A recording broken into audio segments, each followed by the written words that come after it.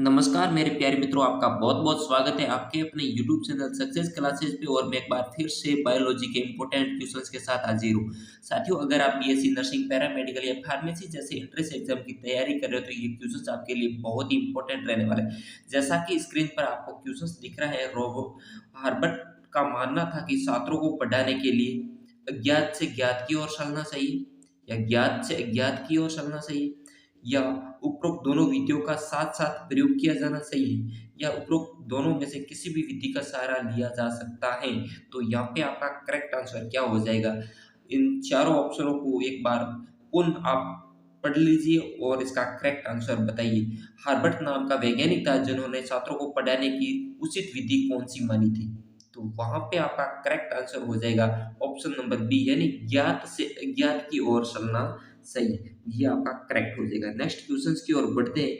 Next questions आपकी screen पर मेरे प्यारे मित्रों, निम्नलिखित में से कौन सी व्याधि आनुवांशिक है? तो यहाँ पे बताना कि कौन सा रोग है जो आनुवांशिक रोग के अंतर्गत आता है। ऑप्शन है हीमोफीलिया, टेसिस, कैंसर या इनमें से कोई नहीं।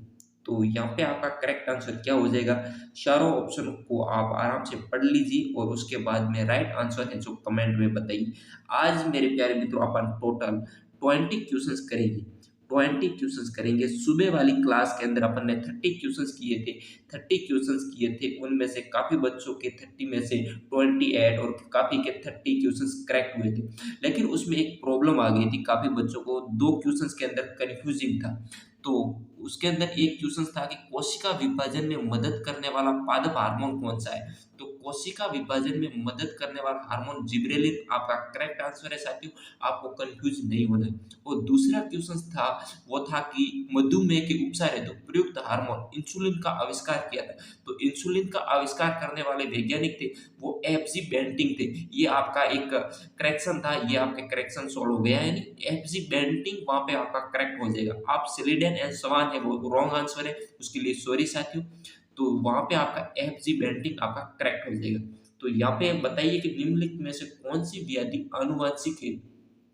तो आनुवांशिक क्या हो जाएगी? हीमोफीलिया यहाँ पे आपका करेक्ट आंसर हो जाएगा।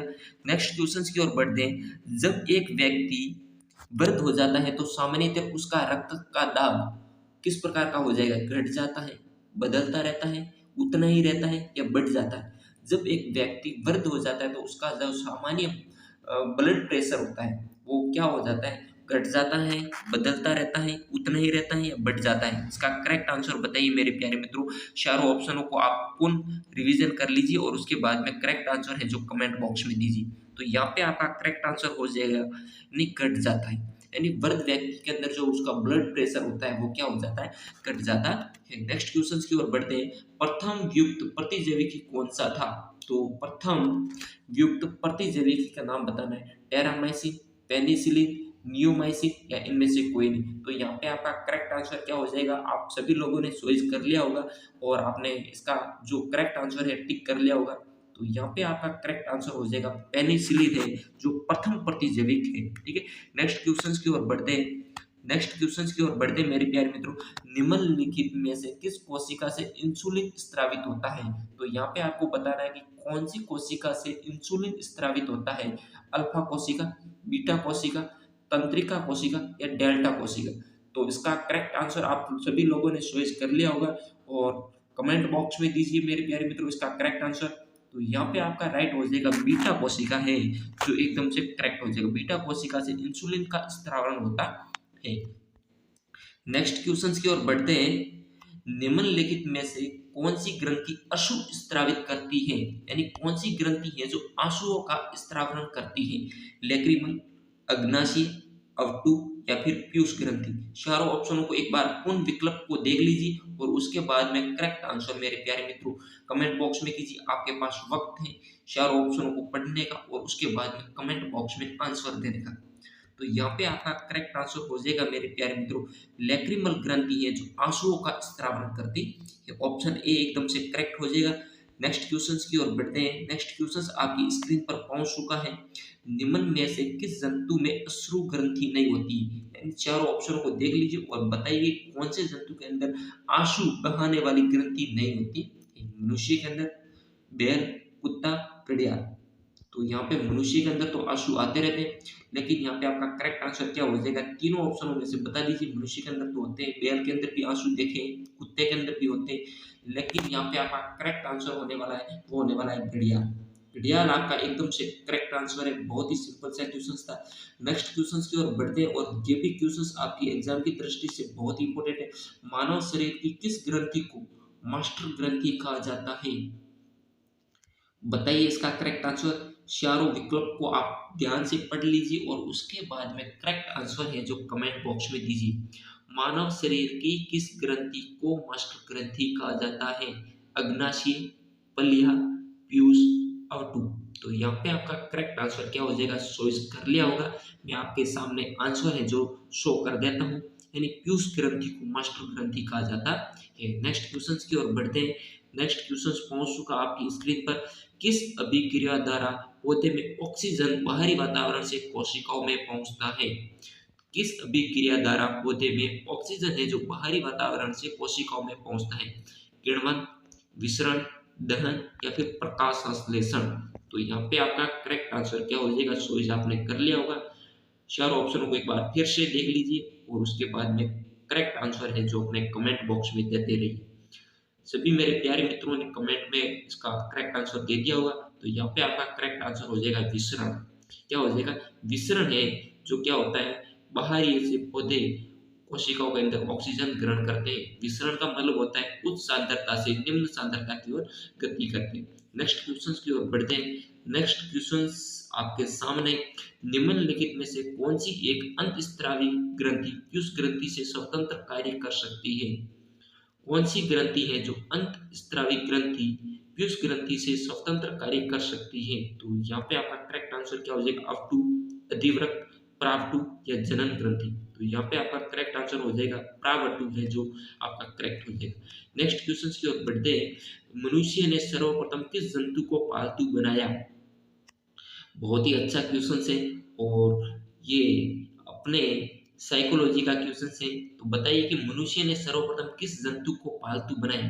कुत्ता, बिल्ली, गाय या फिर बकरी। तो यहाँ पे आप सोच विचार के थोड़ा आंसर दीजिए। मनुष्य ने सर्वप्रथम किस जंतु को पालतू बनाया? तो सभी लोगों ने चॉइस कर लिया होगा करेक्ट आंसर। तो मैं इसका आंसर आपके सामने शो कर देता हूँ, यानी कुत्ता को सर्वप्रथम मनुष्य ने अपना पालतू जंतु बनाया। नेक्स्ट क्वेश्चन की ओर बढ़ते हैं। पावोक्रिस्टेसस किसका वैज्ञानिक नाम है? यहाँ पे आपको बताना है पावोक्रिस्टेसस किसका वैज्ञानिक नाम है? बाघ, मोर, मनुष्य या मेढक। तो यहाँ पे आपका करेक्ट आंसर क्या हो जाएगा? सभी लोगों ने चॉइस करके कमेंट बॉक्स में इसका आंसर दे दिया होगा। तो पावोक्रिस्टेसस है जो मनुष्य का नहीं, ये साथियों मोर का वैज्ञानिक नाम है। किसका हो जाएगा? मोर का वैज्ञानिक नाम पावोक्रिस्टेसस हो जाएगा। यहाँ पे मोर आपका करेक्ट है। नेक्स्ट क्वेश्चन की ओर बढ़ते हैं। निम्नलिखित में से किसके क्रॉस क्रिया के कारण मानव शरीर में मिक्सिडिमा होता है? तो मानव शरीर में मिक्सिडिमा किसके कारण होता है? अधिवृक्क ग्रंथि, अवटु ग्रंथि, अग्न्याशयी ग्रंथि या फिर यकृत। तो यहाँ पे आपका करेक्ट आंसर क्या हो जाएगा? आपके सामने में इसका करेक्ट आंसर है जो शो कर देता हूँ, अवटु ग्रंथि है जो आपका करेक्ट आंसर है। नेक्स्ट क्वेश्चन की ओर बढ़ते हैं। आज मेरे प्यारे मित्रों टोटल 20 क्वेश्चंस करेंगे। 30 क्वेश्चंस पार्ट 1 के अंदर अपन ने कर लिए थे जो सुबह वाली क्लास के अंदर। अगर वो आपने वीडियो नहीं देखा है तो जाके उस वीडियो को देख लीजिए, प्लेलिस्ट में आपको मिल जाएगा। और ये आज 20 क्वेश्चंस करने वाला है। तो 20 क्वेश्चंस में से आपके कितने क्वेश्चंस है वो यहाँ पे करेक्ट होने वाले हैं, वो हमें कमेंट बॉक्स में जरूर बताएं मेरे प्यारे मित्रों। तो यहाँ पे 44 क्वेश्चंस है। पौधों की आंतरिक संरचना का अध्ययन कहलाता है? पौधों की आंतरिक संरचना का अध्ययन क्या कहलाएगा? आकारिकी, औतिकी, शारीरिकी या फिर वर्गीकी। तो चारों ऑप्शन एक बार विजिट कर लीजिए और उसके बाद में करेक्ट आंसर है जो अपने कमेंट बॉक्स में दीजिए। तो पौधों की आंतरिक संरचना का अध्ययन है वो शारीरिकी कहलाता है। ऑप्शन सी आपका एकदम से करेक्ट हो जाएगा। नेक्स्ट क्वेश्चन की ओर बढ़ते हैं। नेक्स्ट क्वेश्चन आपकी स्क्रीन पर, निम्नलिखित में से वह वैज्ञानिक कौन है जिसने पहली बार रुधिर परिसंचरण की व्याख्या की? तो रुधिर परिसंचरण की खोज करने वाले वैज्ञानिक कौन हो जाएंगे? यहाँ पे हार्वे, रास, मेंडल, रोनाल्ड या इनमें से कोई नहीं। तो यहाँ पे आपका करेक्ट आंसर क्या हो जाएगा? कमेंट बॉक्स में दीजिए मेरे प्यारे मित्रों। तो सभी लोगों ने इसका करेक्ट आंसर चॉइस कर लिया होगा। क्वेश्चन है रुधिर परिसंचरण की खोज करने वाले वैज्ञानिक। तो यहाँ पे आपका करेक्ट आंसर है हार्वे, जिसका पूरा नाम है विलियम हार्वे। ठीक है, नेक्स्ट क्वेश्चन की ओर बढ़ते हैं। जीवन रक्षक हार्मोन किस ग्रंथि से स्रावित होते हैं? तो जीवन रक्षक हार्मोन है जो कौन सी ग्रंथि से स्रावित होते हैं? एड्रिनल, पिट्यूटरी, थायराइड या फिर इनमें से कोई नहीं। तो यहाँ पे करेक्ट आंसर क्या हो जाएगा? एड्रिनल, पिट्यूटरी और थायराइड। तो इनमें से करेक्ट आंसर आपको बताना है। जीवन रक्षक हार्मोन किस ग्रंथि से स्रावित होते हैं? तो सभी लोगों ने इसका करेक्ट आंसर चॉइस कर लिया होगा। तो इसका करेक्ट आंसर मैं आपके सामने शो कर देता हूँ, यानी एड्रिनल ग्रंथि को जीवन रक्षक हार्मोन वो स्रावित करती है। नेक्स्ट क्वेश्चन की ओर बढ़ते हैं। किसी श्रृंखला में प्राथमिक उपभोक्ता होते हैं, यानी कोई भी श्रृंखला के अंदर प्राथमिक उपभोक्ता अपन किसको कहेंगे? उत्पादक को, अपघटक, मांसाहारी या शाकाहारी। तो किसी श्रृंखला में प्राथमिक उपभोक्ता क्या हो जाएगी? चारों ऑप्शनों को विजिट कर लीजिए और उसके बाद में करेक्ट आंसर है जो अपने कमेंट बॉक्स में दीजिए। तो यहाँ पे आपका करेक्ट आंसर हो जाएगा, वो मैं आपके सामने शो कर देता हूँ, यानी शाकाहारी है जो प्रथम उपभोक्ता के अंदर आते हैं। नेक्स्ट क्वेश्चन की ओर बढ़ते हैं। सौर ऊर्जा किससे प्राप्त होती है? बहुत ही सिंपल सा क्वेश्चन है, मुझे नहीं लगता कि ये आंसर कोई गलत देगा। सूर्य, हवा, चंद्रमा या समुद्र। तो यहाँ पे सौर ऊर्जा है वो किससे प्राप्त होती है? समुद्र हो नहीं सकता, हवा हो नहीं सकती और चंद्रमा हो नहीं सकता। तो यहाँ पे करेक्ट आंसर क्या हो जाएगा? यानी सूर्य है, सूर्य से अपन को सौर ऊर्जा प्राप्त होती है। नेक्स्ट क्वेश्चन की ओर बढ़ते हैं। बहुत ही अच्छा क्वेश्चन है। निम्नलिखित में से किस विटामिन की कमी के कारण मसूड़ों से रक्त आता है और दांत हिलने लगते हैं? कौन से विटामिन की कमी के कारण मसूड़ों से रक्त आता है और दांत है वो हिलने लगते हैं? Vitamin A, vitamin B, vitamin C या फिर विटामिन डी। तो यहाँ पे आपका करेक्ट आंसर क्या हो जाएगा?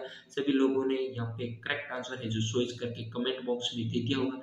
तो यहाँ पे आपका करेक्ट आंसर हो जाएगा विटामिन सी है, जिससे मसूड़ों के अंदर रक्त आता है और दांत है वो हिलने लगते हैं। विटामिन सी की कमी से स्क्रवी रोग होते हैं। नेक्स्ट क्वेश्चन की ओर बढ़ते हैं। उच्च 49 पर मानव शरीर में आरबीसी का आकार किस प्रकार का हो जाएगा? और आज का लास्ट क्वेश्चन है। आज टोटल अपन के 50 क्वेश्चंस कंप्लीट होने वाले हैं। उच्च 49 पर मानव शरीर में आरबीसी का आकार बढ़ेगा कि या आरबीसी की संख्या घटेगी, या आरबीसी का आकार घटेगा या आरबीसी की संख्या है वो बढ़ेगी? तो यहाँ पे आपका करेक्ट आंसर क्या हो जाएगा? इस क्वेश्चन को एक बार आप आराम से पढ़ लीजिए, मैं आपको थोड़ा सा वक्त दे देता हूँ और इस क्वेश्चन को समझिए और उसके बाद में करेक्ट आंसर दीजिए।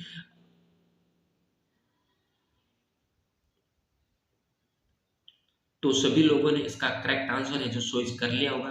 तो मैं इसका आंसर है जो आपके सामने शो कर देता हूँ, यानी उच्च 49 पर मानव शरीर में आरबीसी की संख्या है वो बढ़ेगी। तो ये साथियों आपके आज 20 क्वेश्चंस कंप्लीट हो गए हैं पार्ट 2 के अंदर। तो 20 में से आपके कितने क्वेश्चंस हैं वो करेक्ट हुए हैं हमें कमेंट बॉक्स में ज़रूर बताएं। साथियों ये वीडियो कैसा लगा? वीडियो अच्छा लगा है तो वीडियो को लाइक कर दीजिए और चैनल पे पहली बार है तो चैनल को सब्सक्राइब जरूर से करें। और आपके जो 2 क्वेश्चंस कंफ्यूजिंग वाले थे पार्ट 1 के, वो क्वेश्चंस को मैंने आपको सोल्व कर दिया था।